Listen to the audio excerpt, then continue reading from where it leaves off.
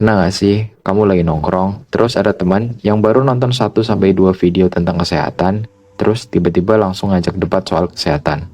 Langsung merasa dirinya seolah-olah menjadi dokter. Atau, ada yang baru baca tweet soal investasi, langsung sok ngajarin orang lain cara cepat kaya. Atau bahkan, kamu sendiri pernah ngerasa, kayaknya gue udah paham banget deh soal ini. Padahal baru belajar sebentar. Kalau iya, tenang, kamu nggak sendirian.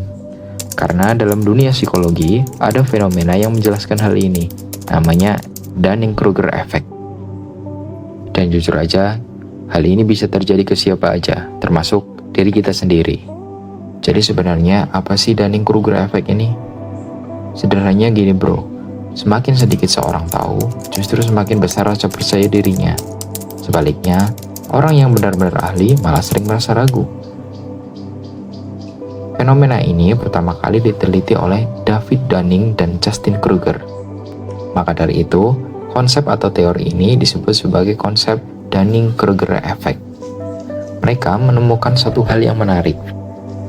Orang yang tidak kompeten tidak punya kemampuan untuk menyadari bahwa dirinya tidak kompeten, dan karena itu, mereka merasa dirinya lebih pintar dari yang sebenarnya. Fenomena ini sering banget kita lihat di sekitar kita. Contohnya, ada satu orang yang baru baca satu artikel kesehatan, langsung berani debat sama dokter di media sosial. You stupid man! Atau di media sosial, orang dengan informasi setengah-setengah, justru dirinya paling vokal di media sosial. Masalahnya, bukan tentang bagaimana mereka berbicara, tapi tentang bagaimana mereka berbicara seolah-olah mereka merasa paling benar. I'm smart! Untuk lebih memahami tentang konsep Dunning-Kruger ini, coba bayangkan grafik seperti ini. Di awal kita belajar sesuatu, kita langsung ngerasa, wah, gampang banget, gue udah paham semua. Ini adalah fase puncak kepercayaan diri. Tapi, semakin lama kita belajar, kita mulai sadar, ternyata gue belum ngerti apa-apa. Kepercayaan diri langsung turun drastis. Dan justru di titik itulah proses belajar yang sebenarnya dimulai. Nah, konsep Dunning-Kruger Effect ini juga pernah dibahas di dalam suatu buku yang berjudul The Death of Expertise atau Matinya Kepakaran yang ditulis oleh Tom Nichols.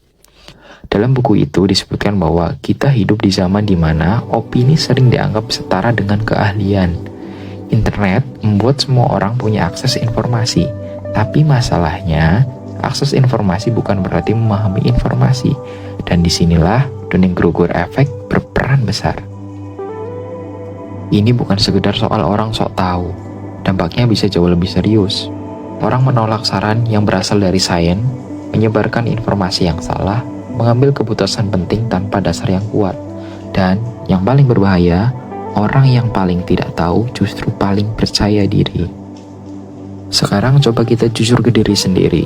Apakah kita pernah ngerasa paling benar, padahal belum tentu benar-benar paham?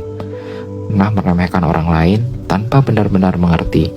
Kalau iya, tenang, kita semua pernah ada di fase itu, karena Dunning-Kruger Effect adalah bagian dari sifat manusia. Lalu, gimana cara menghindarinya?